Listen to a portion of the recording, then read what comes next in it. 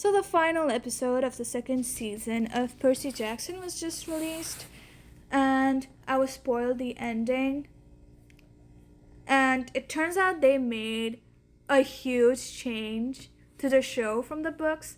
And honestly, I welcome it, right? Cannot say the same for the other changes that they've made to the show. You know why? Because I haven't watched the show. Excuse me, at all. I mean, yes, I've watched the first 2 episodes, but life got busy. And I kind of forgot about it. I'm sorry. But yeah, life got busy and I kind of forgot about it and I never got back to it, but I think I should get back to it. But I've read all 5 books. 5 original books. I haven't really gotten into Heroes of Olympus, Trials of Apollo, and the new Percy Jackson books, and also the books about Nico and Will. Where was I going with this? Oh, yeah. Of all the changes that the showrunners are making that I am aware of, I welcome it. Because, yes, I've read the books, the original books. And no, I don't have much nostalgia for it. You know why? Because I was like 15, 16 when I first read the books. And, I do welcome the change. I think I'm a bit more open-minded than, a lot of those who did grow up with the books. And honestly, more power to them. But it's my opinion, I do welcome the change because so far the changes have been very good. I've said that like 100 times already. Now, after I saw what they did in the last episode, the theory about Poseidon being the one who turned Thalia into the tree rather than Zeus makes a lot of sense. Now, I have read a lot of mythologies involving Zeus, and I hate that Ben showed. Literally. And except for maybe Disney's Hercules, Zeus, he's not. No. So yeah, I don't hold Zeus in a high regard at all. Okay? And in every single adaptation of the Greek mythology, except for Disney Hercules, portrays Zeus as a selfish, fucking, prideful asshole who cares about no one but himself and his throne. And the show is doing a very good job portraying him to be that way. And here's where Poseidon comes in, because I have not read many mythologies relating to Poseidon.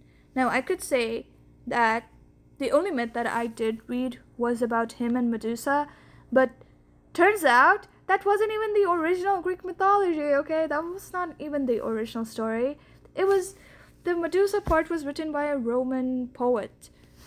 Okay, that was changed. It was not Poseidon, it was Neptune. And not even the original Neptune. It was like the other Neptune. It was a fan fiction of a fan fiction. Or rather a hate fiction, I think. Where was I going with this? Oh yeah.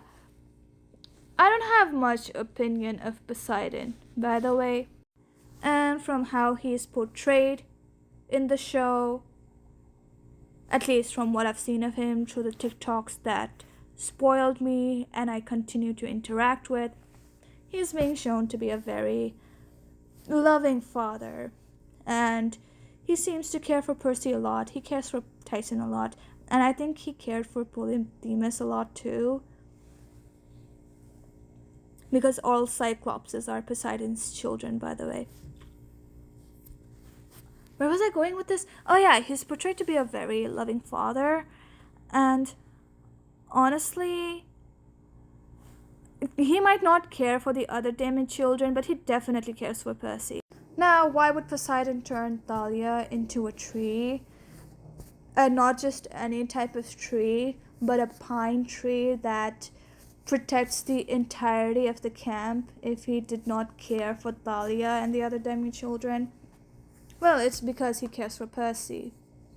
And he figured that Percy will eventually have to go into the camp and stay there, so he wanted something to protect the camp at least. So he was like, okay, Juice is about to off Thalia. Let me just intervene and turn her into a pine tree, a powerful pine tree that can protect the entirety of the camp.